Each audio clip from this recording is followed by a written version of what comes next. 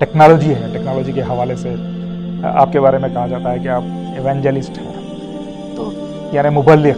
तो क्या टेक्नोलॉजी इस हद तक अहम हो गई है कि उसकी जो है तबलीग की जाए? जब मैं पीएचडी कर रहा था मेरी पीएचडी का सब्जेक्ट ही ये था कि टेक्नोलॉजी इंटीग्रेशन इन एजुकेशन, खास तौर पे इंजीनियरिंग एजुकेशन। हर टेक्नोलॉजी की लाइफ स्पैन घटती गई, यू नो। सो जो टेक्नोलॉजी 10 साल चलती थी आज 2-4 साल भी चल गई, बहुत बड़ी बात है। इसका गुड एग्जाम्पल है आपका 3G, 2G, 4G, 5G आ गया है। डिजिटल टेक्नोलॉजी जिसका हम खासा आजकल इन्फ्लुएंस देख रहे हैं, जिसके खास तौर पे आप जैसा आप बताए कि स्किल्स एंड जॉब्स के इसमें वो बहुत बड़ा इन्फ्लुएंस आजकल क्रिएट करी है। सोशल मीडिया जिसमें ट्विटर और LinkedIn, I think everybody should have. जैसा आप एक ज़माने में सीवी बनाते थे, आप पहली चीज़ जॉब के लिए आपकी सीवी बनती थी, करेक्ट? आज आप एक लिंक्डइन प्रोफाइल बनाएंगे, सीवी गई पुरानी चीज़ हो गई। अगर आप सीवी रख रहे तो you are old school. Skills जो है वो सर्टिफिकेशंस है। How will you assess skills? जैसे सिस्को है, IEEE है, PMP है, जैसे मुख्तलिफ IT के स्किल्स है, ये सबको। तो ये out of the education system जो निकला है सर्टिफिकेशन, वो आपको टेस्ट कर लेगा।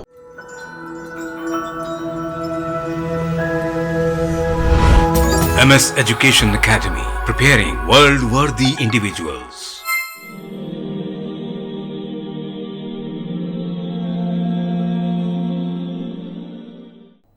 अस्सलाम वालेकुम नाज़रीन, गुफ्तगू में फिर एक बार आपका खैर मकदम है। आज एक नए मौजू और ख़ास मेहमान के साथ आपके रूबरू हाजिर हैं। नाज़रीन, स्मार्ट वर्ल्ड, माहिरीन के मुताबिक दुनिया का मुस्तकबिल टेक्नोलॉजी के ज़ेर असर होगा, और ये असर ख़ास तौर पर रोज़गार के हवाले से किस तरह होगा, इस पर बात करने के लिए हमारे साथ मौजूद हैं डॉक्टर सैयद मज़हरुद्दीन अहमद साहब। मज़हर साहब, आपका गुफ्तगू में इस्तकबाल है। शुक्रिया जी। गुफ्तगू शुरू करने से पहले मज़हर साहब का तारुफ़ करवाते हैं।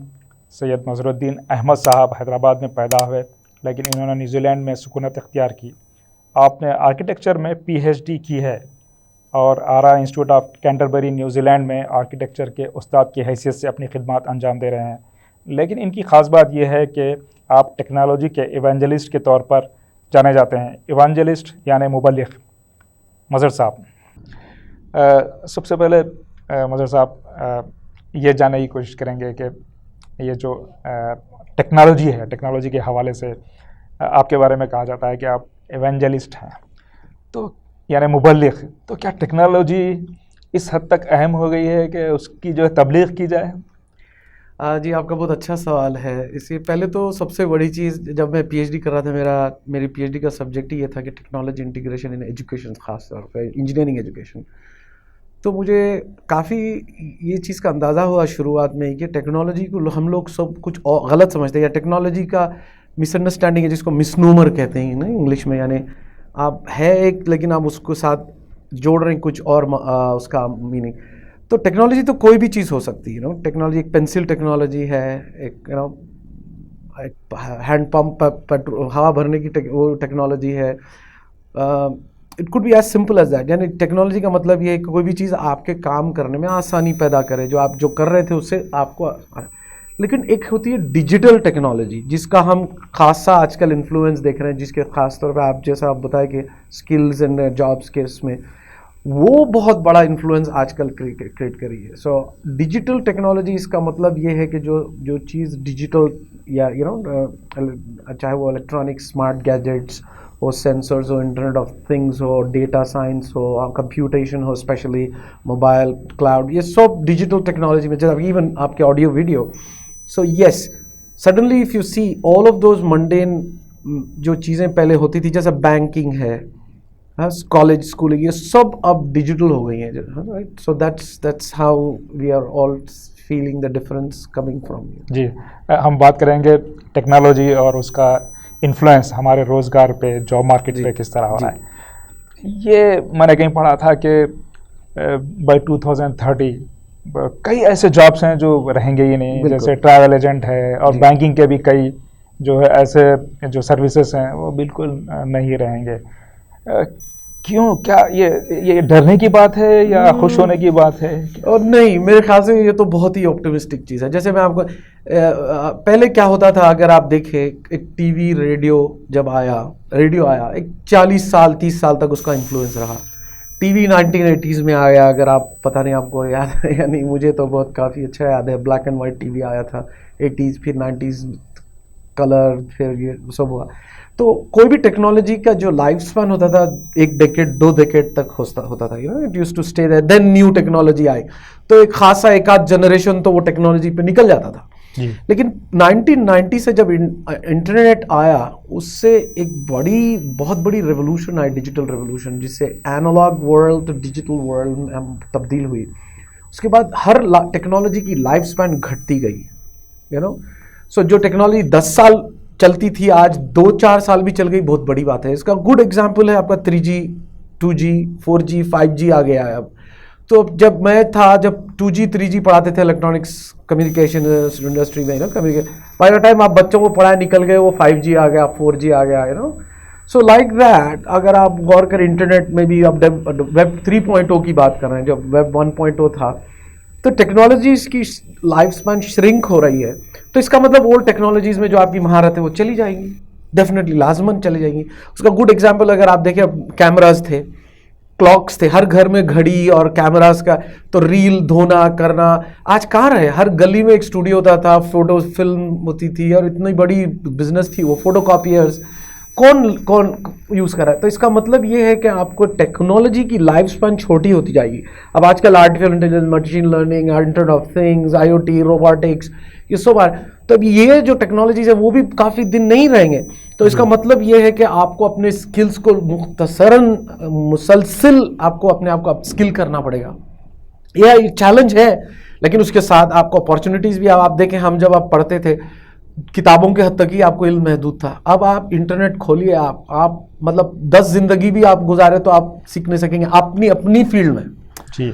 तो yes, it is a challenge at the same time opportunity as well. तो आपको एक लाइफ लॉन्ग लर्निंग पैटर्न में डाल दिया गया है। You have to take that challenge, और आपकी लर्निंग की जो है वो तो आपकी अब मुसलसल चलती रहेंगी, लाइक आपको राउंड द क्लॉक उसको एक वो बर्डन नहीं समझना चाहिए हमको उसको, बल्कि अपनी लर्निंग स्टाइल को इम्प्रोवाइज करना चाहिए। दैट्स वाई स्किल्स आपको कंटिन्यूसली सीखना पड़ेगा, और मोर जॉब्स। आप देखिए, इंडिया का खुद अगर मैं आपको बोलूँ, थोड़ा सवाल जवाब लंबा हो जा रहा है मेरा जवाब, लेकिन 2000 में ये सवाल आया था कि कंप्यूटर सारे लोगों को वो कर देगी। आज देखिए, India has become IT giant. IT has now been related to India. IT बोलते हैं इंडियन। हैदराबाद की खुद ग्रोथ देखिए आप, IT का 80% ऑफ द जॉब्स आप IT के तरफ, जो जितना ग्रोथ है हैदराबाद का जी। In fact technology is open flood gates of जी। सर, आप एक आर्किटेक्ट हैं और बात कर रहे हैं टेक्नोलॉजी की, तो क्या ऐसा होगा कि आप कोई भी हो, आप वकील हो, डॉक्टर हो, कुछ भी हो, लेकिन आपको चाहिए कि आप टेक्नोलॉजी से बात करें? बिल्कुल, रियली अप्रिशिएटेड। देखिए, कुछ चीज़ें ऐसी है, एक होता है लिटरेसी, एक होती है स्किल। नॉलेज तो आपको स्कूल कॉलेज में जो मिल रही है, आप जो भी सब्जेक्ट पढ़ रहे हैं। लिटरेसी ऐसी चीज़ है जो हम सबको होनी चाहिए। इसलिए इसका उसका मतलब लिटरेसी है, जैसे लैंग्वेज लिटरेसी, इंग्लिश लिटरेसी कोई बड़ी बात है, आपको सीखना ही है किसी भी, कोई है ना। थोड़ी मैथमेटिकल जो स्कूल की अर्थमेटिकल न्यूमरेसी जिसे बोलते हैं, literacy, numeracy, communication skills, written skills, spoken English, ये सब, और कंप्यूटेशन। जब मैं इंजीनियरिंग पास किया तो मेरे CV में मैं Microsoft Word, PowerPoint, Excel अपनी स्किल लिखा था। एक ज़माने में वो बहुत बड़ी चीज़ थी। आज हम अगर अब CV में लिखें तो शर्मिंदगी की बात है, you show what your level is.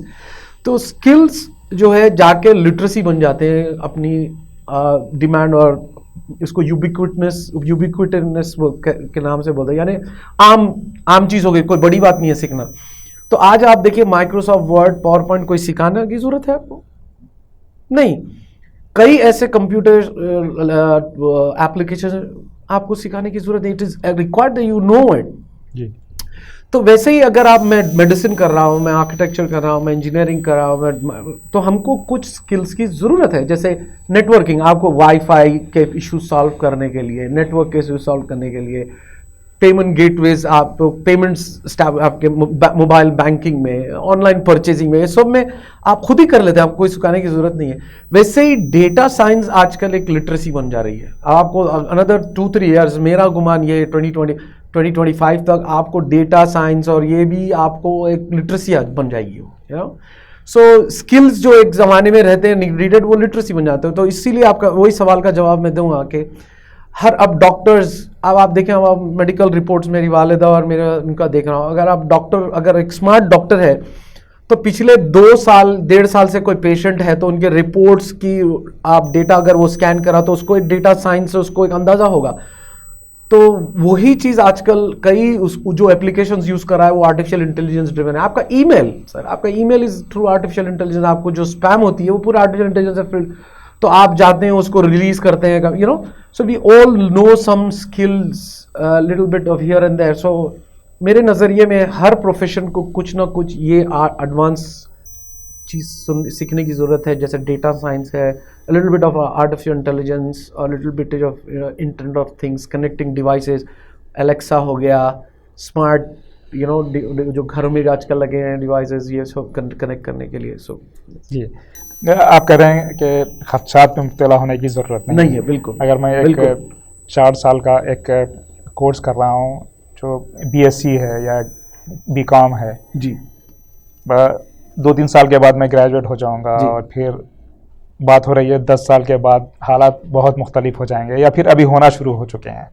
तो बताइए कि मैं क्या करूं एज ए ग्रेजुएट जो एक ट्रेडिशनल डिग्री कोर्स कर रहा है, तो उनको क्या तैयारी करना चाहिए? अगेन आई मस्ट से आपका बहुत अच्छा सवाल है आपका। देखिए, एक हर प्रोफेशन को एक सेल्फ अवेयरनेस की ज़रूरत है, सेल्फ एक्चुअलाइजेशन की ज़रूरत है। यानी मैं अगर BCom, BSc, BE, B Pharm, MBA कुछ भी डिग्री कर रहा हूँ, तो मेरी डिग्री के साथ साथ क्या स्किल्स और market readiness, job readiness, job skills की ज़रूरत है, इसके मुझे अवेयरनेस चाहिए। यानी मुझे पहले ये अगर है भी तो आपको मैसर नहीं थी कि कहाँ से मैं किससे बात करूँ, किससे मालूम करूँ। अब आपके हाथ में आपके मोबाइल है, इंटरनेट है, आप देखिए, अगर मैं आप सिंपल आज जाके आप एक गूगल पे सर्च करेंगे most employable skills in MBA, most employable skills for BCom, for a civil engineer, आप मारेंगे तो आपको एक ज़बरदस्त डेटा मिल जाएगा। ये एक पहली। तो दूसरी चीज़, सोशल मीडिया जिसमें ट्विटर और LinkedIn, I think everybody should have. जैसा आप एक ज़माने में CV बनाते थे, आप पहली चीज़ जॉब के लिए आपकी CV बनती थी, करेक्ट? आज आप एक लिंक्डइन प्रोफाइल बनाएंगे। CV गई, पुरानी चीज़ हो गई। अगर आप CV रख रहे तो यू आर ओल्ड स्कूल। अब आप लिंक्डइन में जाएंगे तो आप वहाँ पर आप अपने आप को एग्जैजुरेट नहीं कर सकते, आप पकड़े जाएंगे। आप मतलब ये टेंडेंसी है इंडियन अपनी अपब्रिंगिंग है, I am not trying to criticise, but एक हमारी माहौल में कि हम हर चीज़, लेकिन लिंक्डइन में आप नहीं कर सकते। फिर अच्छा, एक तो दूसरी चीज़, और जब आप लिंक्डइन में आप क्या करेंगे, आप नेटवर्किंग करेंगे, correct? You like to know who is, you like, you follow, you go search, जैसे आप फेसबुक में, इंस्टाग्राम में, स्नैपचैट में, वैसे ही ट्विटर। सो ये 2 चीज़ आपकी शुरू दिन से, first day of your school college है। जैसे मैंने कल ही सेमिनार दिया बच्चों को फर्स्ट ईयर, इसमें लोगों को मैं बोला कि आप before you do anything make a LinkedIn account. So ये सेल्फ अवेयरनेस है आपके प्रोफेशन की। तो आपको पता चल जाएगा, आपकी खुद एक अपनी एटीट्यूड है, अपना स्किल है, एक अपनी ख्वाहिश है, योर पैशन इन समथिंग। जैसे आप माशाल्लाह you coming from maths background and you are now in journalism, this is such an amazing.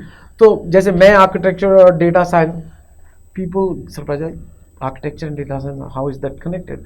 It's a big connection. If I expand, I can spend another our.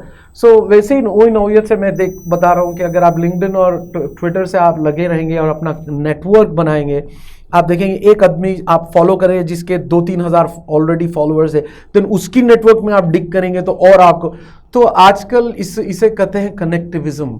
एक ज़माने में होता था behaviourism, constructivism, learning, आज हो गई है connectivism. यानी आप जितना अच्छा प्रोफेशनल से कनेक्टेड रहेंगे उतना अच्छा आपको रिसोर्सेज, आपके सेल्फ अवेयरनेस अपने प्रोफेशन के बारे में मिलेंगे।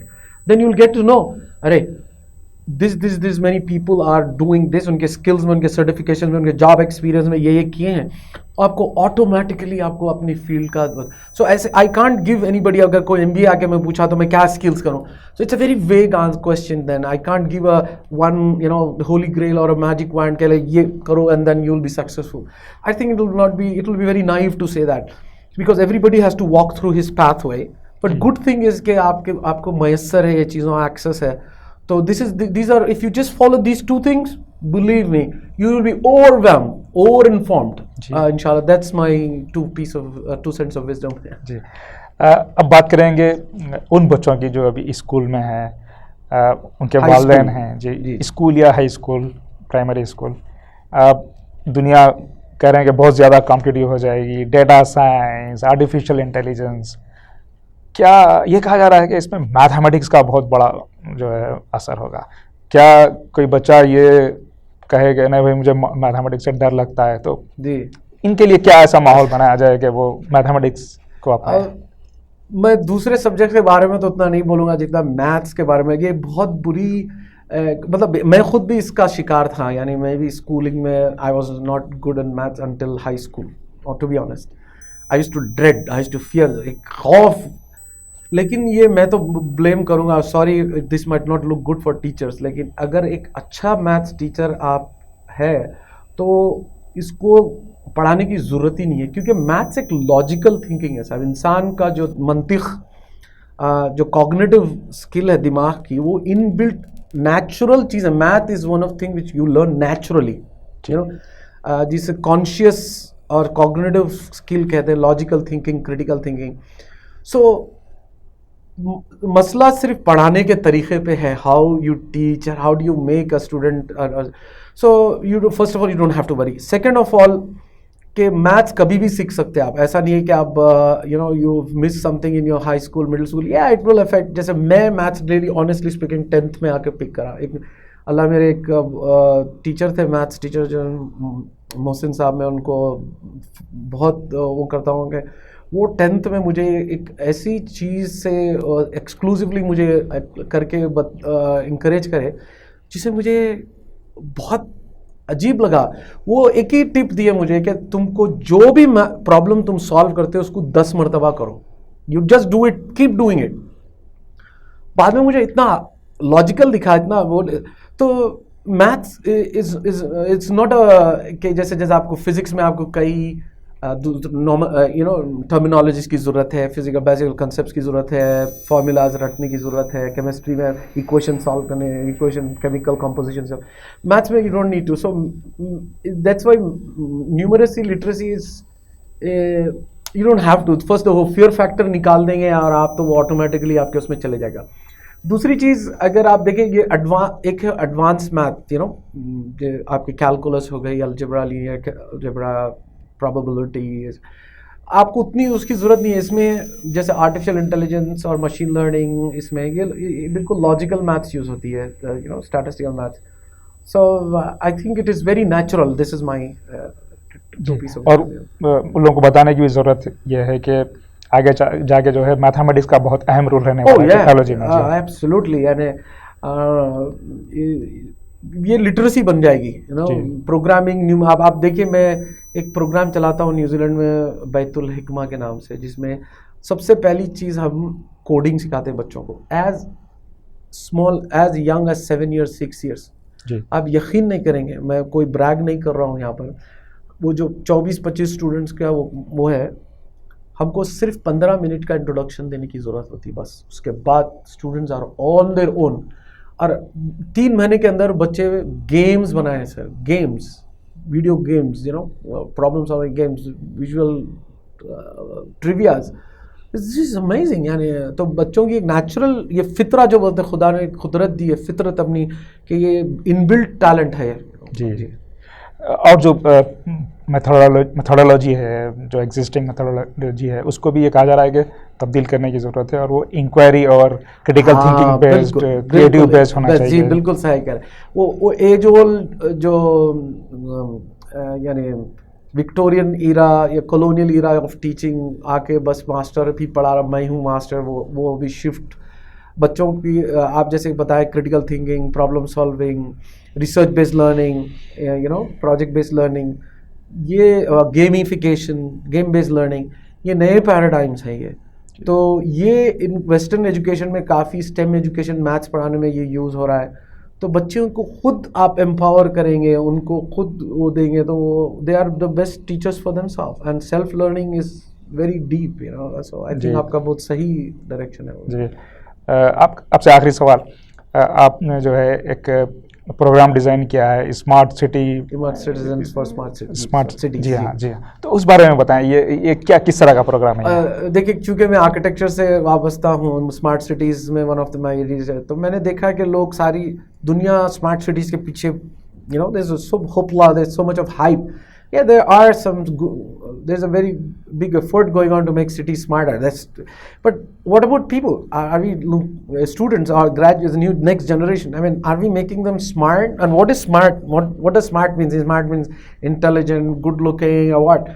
No, smart is that you need to educate our next generation that look, you are the owners of this new next generation cities और जो भी आप बना रहे हैं.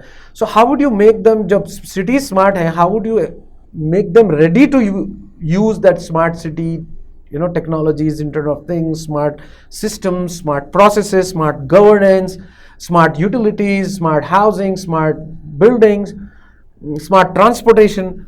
So you need to also, and because आजकल आप देखिए global warming, climate, जो कैटास्ट्रोफीज हो रहे हैं, कार्बन एमिशंस, इकोसिस्टम सस्टेनेबिलिटी, ये सब जब तक आपकी जनरेशन उसमें एक्टिव पार्टिसिपेट नहीं होंगी, misinformation, disinformation, hate, prejudice,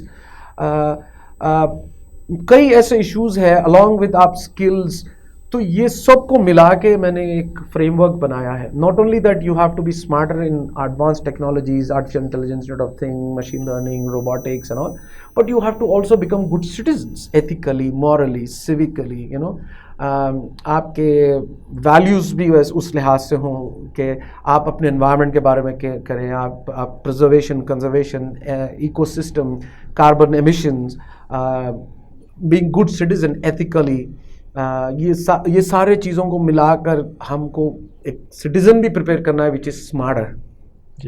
तो ये एक मेरा छोटा मोटा एफर्ट है जिसको मैं अपने मेंटरिंग प्रोग्राम्स चलाता हूँ स्कूल्स, कॉलेजेस और न्यू फ्रेश ग्रेजुएट्स और स्कूल, और मेंटरिंग वहाँ पर न्यूजीलैंड में मेंटरिंग प्रोग्राम काफ़ी एक्टिव है, तो उसमें मैं ये फ्रेमवर्क इंट्रोड्यूस करने की कोशिश करता हूँ कि एक होलिस्टिक इंसान को बनाना की ज़रूरत है.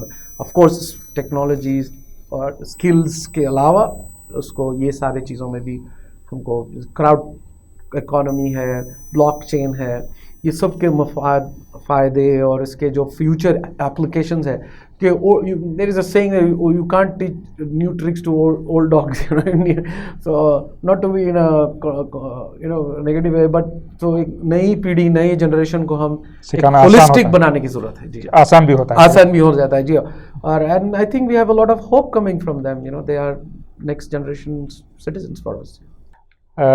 मजहर साहब, ये भी कहा जा रहा है कि आपका जो एक्सपीरियंस है वो कोई मायने नहीं रखता, आपके पास क्या स्किल्स हैं वो इम्पॉर्टेंट होते हैं आपको अगर कहीं जॉब वगैरह रोज़गार हासिल करना हो. जी जी, ख़ास तौर पे इंडियन कंटेक्स्ट में एक अजीब चीज़ है, एजुकेशन इज़ नॉट स्टैंडर्डाइज्ड. यानी अगर आप उस्मानिया से पढ़ के आते हैं, बॉम्बे यूनिवर्सिटी से या चेन्नई या दिल्ली कहीं और से पढ़ के आते हैं, तो is it very big gap between, अगर जो चाहे BE हो, MBA हो, वहाँ का इधर का student, you really can't compare, कौन किस मयार पे है, in terms of knowledge, experience. Curriculum भी स्टैंडर्डाइज नहीं है, असेसमेंट्स, मार्किंग स्टैंडर्डाइज नहीं है. यू कांट कंपेयर यहाँ के ग्रेजुएट को वहाँ के ग्रेजुएट को मिला के आप तोल सकें. तो इंडिया में इसीलिए स्किल्स जो है वो सर्टिफिकेशंस है. How will you assess skills, जैसे सिस्को है, IEEE है, PMP है, जैसे मुख्तलिफ IT के स्किल्स है, ये सबको, तो ये out of the education system जो निकला है सर्टिफिकेशन, वो आपको टेस्ट कर लेगा आप कौन सी यूनिवर्सिटी से है, वहाँ आपको दूध का दूध, पानी का पानी, सबको दिख के आ जाएगा. सो अब उसके लिए प्रिपरेशन, जब आप ये सर्टिफिकेशन के लिए, चाहे वो दिल्ली से हो, बॉम्बे से हो, कलकत्ता से हो, मद्रास, चेन्नई से हो, हैदराबाद से हो, उसको सबको वही मटेरियल स्किल्स के लिए प्रिपेयर होना होता है, required communication skills. So that has become a standardised platform to assess. तो इसी वजह से अब आपके नॉलेज एजुकेशन, वो तो खाली आपको रिकॉग्नाइज कर लेगा कि या you have been through some university, some degree, knowledge, fine, उसके ऊपर आपको टॉप अप करने के लिए ये स्किल सर्टिफिकेशंस की जरूरत है। तो आपका मशवरा है कि स्टूडेंट्स उस पर ज़्यादा तवज्जो दें। एब्सोल्युटली। अच्छा, ये भी बताएं कि जो आगे के जो टेक्नोलॉजीज़ हैं, आप क्या समझते हैं, कौन से ऐसे टेक्नोलॉजीज़ हैं? आपने कहा कि बहुत तेज़ी से चेंज हो रहे हैं, जी। तो आगे 10 साल के बाद क्या जो माहिरीन हैं उनका क्या कहना है? It's to you see it will be very naive. मैं खुद भी स्टूपिड लगूंगा अगर मैं बोलूं कि 10 साल के बाद ये आ जाएगा। सी आजकल की जो रैम्पेंट जो टेक्नोलॉजी जिस तरीके से उन्होंने, जैसे अरब में एक कहावत है, वो लोग हर चीज़ प्रेडिक्ट कर सकते थे काफिले में, ऊँट को देख कर के क्या उसमें जा रहा था, काफिले में कितने लोग, कितने बच्चे कहाँ से निकले, क्योंकि वो ऊँट के वजन और उनके ड्रॉपिंग्स जो होते थे वो सब देख के बोलते। लेकिन एक चीज़ उनमें मशहूर थी कि ऊँट किस करवट बैठेगा नहीं बोल सकते थे, इट्स वेरी रैंडम थिंग। तो वैसे ही टेक्नोलॉजी जिस तरीके से तेज़ बढ़ रही है, 2-3 साल से ज़्यादा कोई टेक्नोलॉजी के बारे में बोलना, it will be naive, immature to say कि यार ये अब 3 साल के बाद। सो मेरा नज़रिया ये है कि 3 साल तक ही कोई बोल सकता है, उससे ज़्यादा बोल रहा तो मेरे उर्दू अरबी हैदराबादी ज़बान में बोल रहा है, फेंक रहा है वो। तो मैं तो अभी देख रहा हूँ कि आप गार्टनर्स हाइप साइकिल अगर आप देखें, एक बहुत अच्छी इंडिकेटर है, वो लोग 2-3 साल तक ही प्रेडिक्ट करते हैं। ये one of the world leading predictive analytics agency है, KPMG, PwC, गार्टनर, ये लोगों के रिपोर्ट्स निकलते हैं टेक्नोलॉजी हाइप साइकिल। तो अगर आप मैं गौर करूं तो cloud technology, web 3.0, of course internet of things, machine learning, cloud computing, blockchain, ये टेक्नोलॉजीज़ और क्लाउड टेक्नोलॉजीज़, क्लाउड कंप्यूटेशनल और साइबर सिक्योरिटी, ये 6-7 जो प्रोलिफरेटिंग टेक्नोलॉजी डेफिनेटली ये इसमें ग्रो करेंगे। मशीन लर्निंग में आपकी deep learning, artificial intelligence, neural networking, ये चीज़ों आगे प्रोवाइड करेगी। इंटरनेट ऑफ थिंग्स, यानी आप हर चीज़ will connect to each other through cloud. Then payment, commerce, payment gateways, that is another very important. Robotics will be a very big subject to Will and Fortune. So this is my two cents of wisdom in this subject here. बेहद शुक्रिया sir आपका, आप आए और वक्त दिया। जज़ाकल्लाह खैर, आपका बहुत बहुत शुक्रिया। It's a privilege for me to come and I really look forward to coming again. आपका बहुत अच्छा ये एफर्ट है, आप मेरी तरफ से आप whatever I can do, आप लोगों को बहुत बहुत मुबारक। I think it's a very fundamental effort. जज़ाकल्लाह खैर फॉर योर वर्क। नाज़रीन, हम बात कर रहे थे टेक्नोलॉजी और इसका हमारी ज़िंदगी और ख़ास तौर पर रोज़गार या जॉब्स पर किस तरह होगा। उम्मीद है कि इस गुफ्तगू से आपको ज़रूर फ़ायदा हुआ होगा। आपसे दरख्वास्त है कि इस वीडियो को लाइक और शेयर करें। नाज़रीन, इसी के साथ हमें इजाज़त दीजिए। जज़ाकल्लाह खैर।